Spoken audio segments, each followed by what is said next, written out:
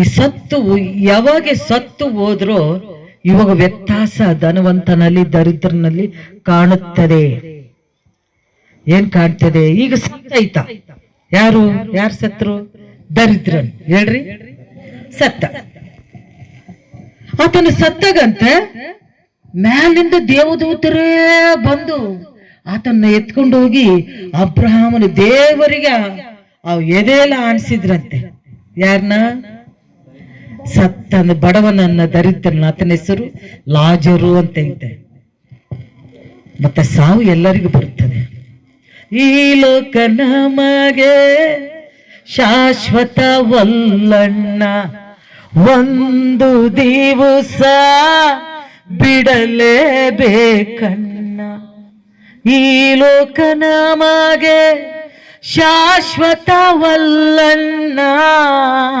ಒಂದು ದಿವಸ ಬಿಡಲೇಬೇಕಣ್ಣ.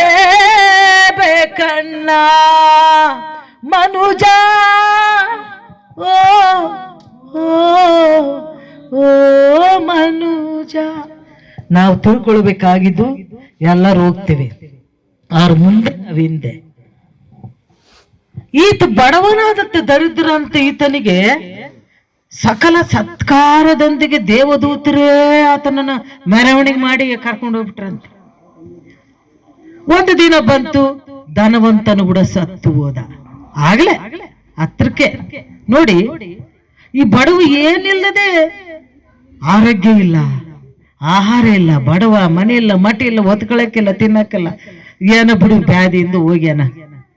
ಈ ಧನವಂತನಿಗೆ ಏನಾಯ್ತು? ದಿನ ಬಹು ಸುಖದಲ್ಲಿ ಅನುಭವಿಸ್ಕೊಂತ ಜೀವಿಸ್ಕೊಂತ ಅದನ್ನ. ಈತನಿಗೇನು?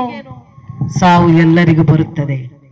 20 ವರ್ಷ ಆದ್ರೇನು, 20 ದಿವಸ ಆದ್ರೇನು, ದೊಡ್ಡನೇ ಸಣ್ಣನೇ, 60 50 20 10 ಸಾವು ಎಲ್ಲರಿಗೂ ಬರುತ್ತದೆ. ಈ ಧನವಂತನ ಸತ್ನಂತೆ. ಆತನಿಗೆ ಸಕಲಾತಿ ಮರ್ಯಾದೆ, ಹಣ ಉಗ್ಗಿಕ್ಕೆ ಅಂತ ಏನು ಎಲ್ಲವೂ ನಮ್ಮ ಊರೆಲ್ಲ ಹೋಗಿಬಿಟ್ರಂತ. ಅವ್ರು ಮಾಡಿ ದುಡ್ಡು ಹೋಗುದು, ಮಂಡ್ಯಕ್ಕೆ ಹೋಗುದು, ಬೇಸು ಗಂಧದಿಂದ ಆತನ್ನ ಹೊತ್ಕೊಂಡು ಹೋಗ್ಬಿಟ್ರಂತ. ಈಗ ವ್ಯತ್ಯಾಸ ಕಾಣುತ್ತದೆ ಇಬ್ಬರಲ್ಲಿ.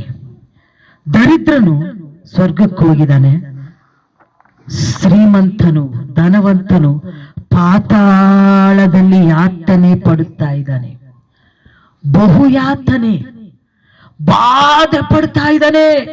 ಇಲ್ಲಿ ಭೂಮಿಯಲ್ಲಿ ಇರಷ್ಟು ದಿವಸ ಸುಖವಾಗಿದ್ದಂತ ವ್ಯಕ್ತಿ ಈಗ ಆತನ ಯಾವಾಗ ಸತ್ತುನ ಅಂದನಿಂದ ದುಃಖವು ಪ್ರಾರಂಭವಾಗಿದೆ. ಓ ಅಂತ ಪಾತಾಳದಲ್ಲಿ ಅಳ್ತಾ ಇದ್ದಾನೆ.